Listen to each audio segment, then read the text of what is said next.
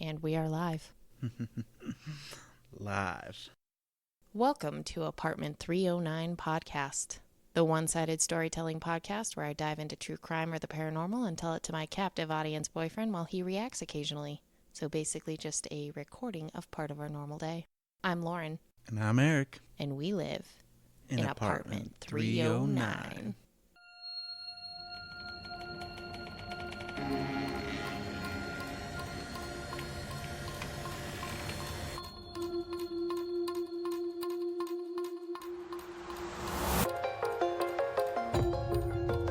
We did it. It's our second one. Round two. Round two, how do you feel? I feel a little under the weather. Feel a little under the weather. Yeah, woke up with a little bit of a sore throat, but nothing coffee can't solve. Warm coffee. How are you feeling? I'm feeling good. I got, finally, a good night's sleep Oh, yeah? last night. Yeah. We slept late. We did. Like half the day was gone. It feels weird. I know. We're spoiled.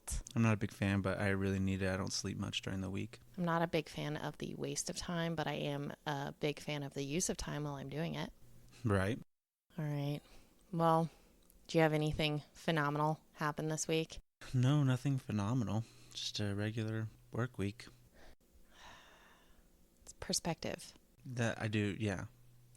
It is perspective. That's my perspective. Just a not super exciting work week.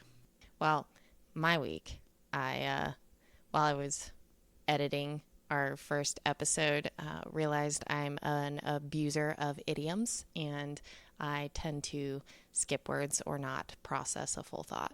That's what you've realized editing yourself? Yeah. Wow. In my head, I feel like I finished those thoughts, but it is a wonder anybody understands what the heck I'm saying. Right. What was that?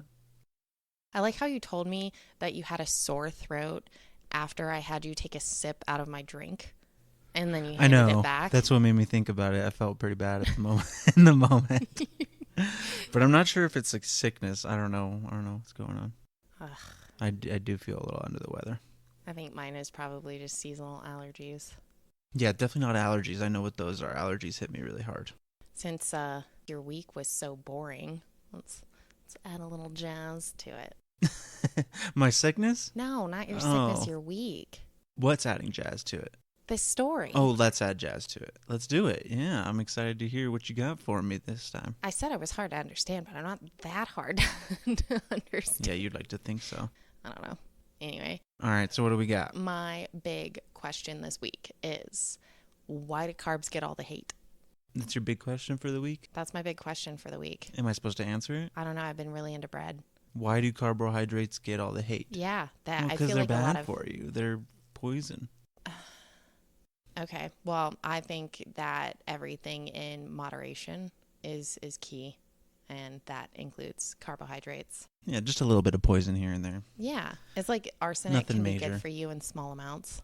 Isn't it? Everybody's got a little thallium in them. Is it that it's good for you, or is that it's just not going to kill you in small amounts? Well, here's a question. Is it all about the chemical components of something slowly kills you over time in large doses, but it serves your soul in the moment? I suppose. Anyway, you know my favorite food of all time is like a good salad, but I also have a thing for sandwiches.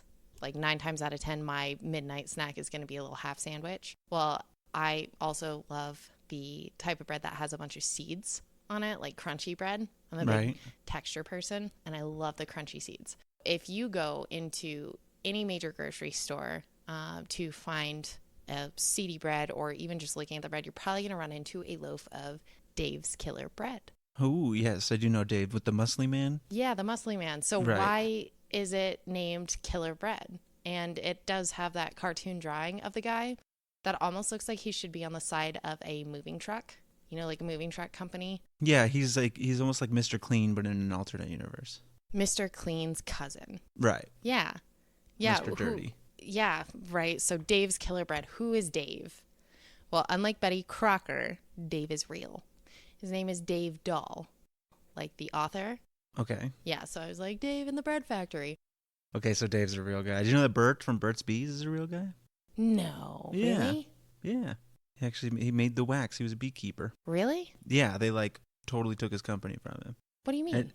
Well, they used his product, I guess. I don't want to speak too much on it because I don't know exactly, but he was a dude that he's just kind of a loner, and he would like beekeep and make all this really great beeswax.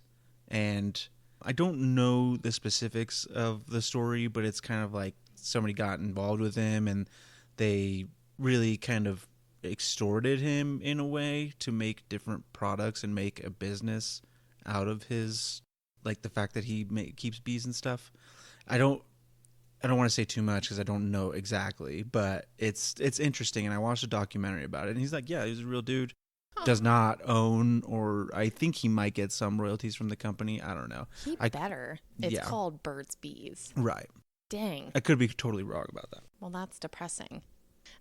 So, Dave grew up in Portland, Oregon, where his family had owned and operated the Midway Bakery since his parents, Jim, and I think his mom's name is Waneen. They bought it in 1955. In 1984, Jim changed the name to Nature Bake, and rightfully so. He was ahead of his time in experimenting with sprouted wheat bread and, in classic Portland fashion, organic and more nutritious loaf options. I was looking this up, and it actually sent me down a rabbit hole about white bread. And I was like, why did white bread become so popular? I mean, I could keep falling down that rabbit hole through the origins and the history of bread, but for the sake of everyone's sanity, because we've already derailed a couple of times, just simply put, white bread has been around for centuries. They found it in ancient Egypt, got really big in the 1800s. But then during World War II, there were some restrictions put on specifically sliced bread by the government. And I'm sure you're going to love this. It was in an effort to regulate consumers during a time where consumable goods were hard to come by. So they actually put government restrictions on sliced bread. Of course they did. White bread was replaced by the national loaf in Britain and war bread or victory bread in the U.S. They had substitutes in them like rye and rice, and they really tried to even push potato substitutes in bread. Nobody liked it. The bread was soggy. They described it like clay, like it just was gross. It was yucky. Folks really didn't like it, but the reality of the situation is they were in the middle of wartime. There's limited resources. Even if the government hadn't put restrictions on it, trying to get a hold of good grain to make bread was hard, if not impossible. But that's not the same as potato bread, because they do have potato bread. I mean, I feel like maybe they changed the recipe, because one of the things that was lacking also was sugar. Trying to get a hold of sugar was really difficult. So it was just this like paste that took the place of bread for a while. It's like replacing a good bowl of spaghetti with some ramen noodles. It works. It does the job, but it's not the same. Okay. Yeah. Propaganda from the government back then was fierce. It was hard. So they shamed people into supporting the troops.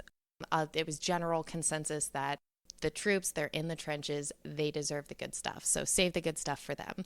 And they came up with slogans like save the wheat and help the fleet. Because they really liked those back then. The press and the government were really up in people's face about it, really guilt-tripping them. Even things like go with war bread instead of victory bread, because victory bread was only like, I think 25% of the filler, and war bread was something like 50% filler. And they were like, don't eat bread, ditch the bread. I also learned about canned bread in this process. Have you ever heard of canned bread? I'm not sure. Canned bread, you crack the can open and you dump the can-shaped loaf out. It's a brown bread. It's super dense. They make it with molasses, and it's eaten frequently with beans and hot dogs. And then I guess you can put raisins in it to kind of sweeten it a little bit. Yeah, your face. It's what happened to my face, too. Yeah, it's disgusting. Yeah, okay. War bread, victory bread aside, back to Portland. Dave of Dave's Killer Bread started working with his family bakery around age 9. He was definitely not a huge fan of working with the family business as a child. He started acting out, causing problems with the family. He had at least one other sibling that I know of that also worked there, his brother. Dave acted out in all the typical ways. Smoking cigarettes, he started experimenting with drugs. Eventually, he drops out of high school in 1980 and then went on to serve his first of several stints in jail, this time for burglary, in 1987. So he gets out of jail. He goes back to the bakery in 1989. And then he quits and he moves all the way across the country to Massachusetts. Some of us would call that doing a geographic, and as typical, it did not work. The change of scenery did the exact opposite, with Dave landing himself a front row seat behind bars for armed robbery. I did my best to go look into more of those details, but I had to pay for any more information. Yeah, I don't know. I just left it. And decided not to. Yeah. Okay. Yeah. Wow, Dave was kind of a rebel, huh? Yes, he was. I feel like it's something we could probably relate with without the armed robbery and burglary. Right. Killer bread, baby. Killer bread. All right, so I'm not sure what happened in the interim. What I did find out is from the search that I had access to, it looks like he kind of jumped up and down the East Coast for a while. I think I saw maybe in Florida for a little bit and then back up. And then he finds himself back on the West Coast, where again, he starts serving time in 1997. I don't know what he got arrested for this time, but 1997. In 2001, he was put into a program to help with drug addiction, and that's while he's still behind bars. He ended up getting into computers and was actually pretty good at drafting and design, like computer-based drafting and design in 2001. So good that he ends up not just learning, but teaching other folks that were in the same program with him. Oh, wow. Yeah, natural born leader. He keeps trying to run from it.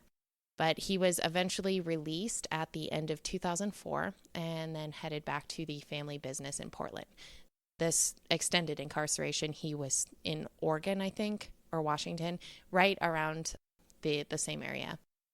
Instead of fighting the inevitable, Dave started to embrace his baking heritage, and with the help of his nephew, Shobi, they bring the first loaves of the now infamous bread to the Portland Farmers Market.